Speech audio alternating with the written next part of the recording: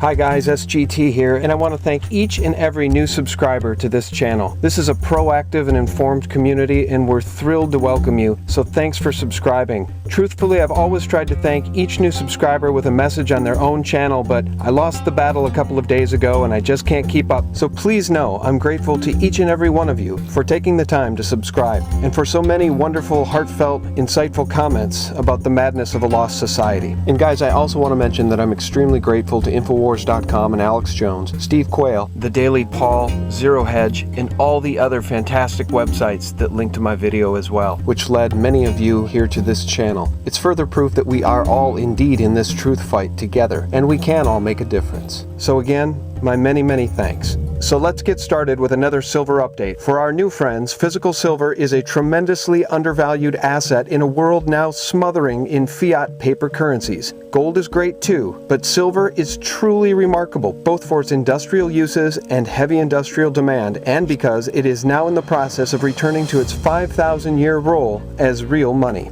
So, what is fiat currency? Let's get perspective. The US dollar is no longer backed by gold or silver, and the Federal Reserve was given the right to print dollars out of thin air in 1913, and then loan that money back to the Treasury at interest. Simple enough, right? Well, here's the rub. The current official debt is $14 trillion, which makes the United States a debtor nation of ill repute. In fact, the US is now the largest debtor nation in the history of the world, and that $14 trillion is the official number. The actual debt, including unfunded liabilities like Social Security and Medicare, is much higher, between $50 to $100 trillion, and by some accounts, 200 trillion. Goldman Sachs is even out with the report that Bernanke is going to print another $1 trillion additional dollars over the next 12 months. $1 trillion is more than 10% of the M2 money supply, and that's going to be highly inflationary. But to keep perspective, let's just tackle that $14 trillion.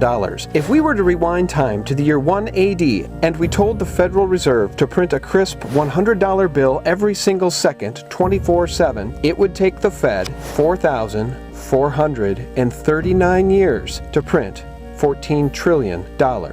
Starting to get the picture? Now, why physical silver, you ask? Well, I've got a bunch of other videos you can watch on that, but suffice to say, it was admitted at the CFTC hearings back in March of 2010 that the mega banks like JP Morgan treat gold and silver like bonds and T-bills, which is to say like paper assets. And this guy, Jeffrey Christian, laid it all out in plain English. Precious metals are financial assets, and like currencies and T-bills and T-bonds, they trade in the multiples of 100 times the underlying physical. They trade in the multiples of 100 times the underlying physical. Yep, that's the fact. For every 1 ounce of physical silver in the vaults, there is somewhere in the neighborhood of 100 paper silver ounces in some poor schmuck's account. That's why you want the physical bars or coins, not the paper. Now, one addendum to this rule is the new Sprott Physical Backed Silver Fund, PSLV. This fund has the real silver in the vault and the good name of Eric Sprott behind it, so you may want to check it out. And for the record, do not confuse PSLV with JP Morgan's SLV. Consider it this way: PSLV is Batman, and SLV is the Joker. One's good, one's bad.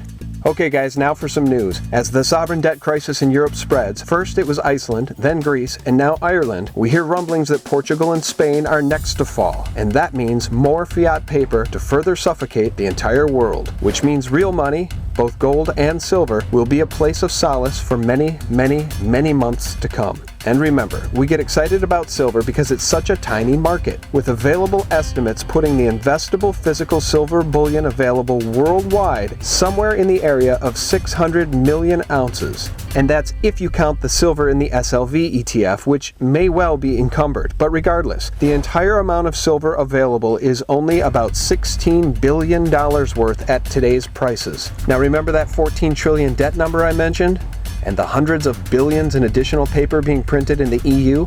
That 15 to 16 billion worth of silver is such a tiny amount that it's almost laughable. Silver expert Jason Hummel expects silver to climb 30% per year each year over the next 10 years, and that's a figure that ignores the 100-to-1 paper fraud, which is now in the process of unraveling. Harvey Organ and Adrian Douglas are both reporting that Tuesday's action on the Comex appears to be criminal. The numbers coming out of the Comex indicate that several thousand standing silver contracts on the Comex appear to have been bought off with cash and a huge premium, meaning the Comex and their JP Morgan buddies paid big bucks to keep a lot of folks from taking delivery of their physical silver. Now, the payment of dollars for a silver or gold contract is totally forbidden by Comex rules, and as Harvey Organ concludes, quote, "All I can say is that the entire financial scene in the USA is one big farce." This is why we buy physical silver, this is why we buy physical gold, and this is why we welcome you with open arms to our channel. Buying physical is one way we believe we can beat the banks.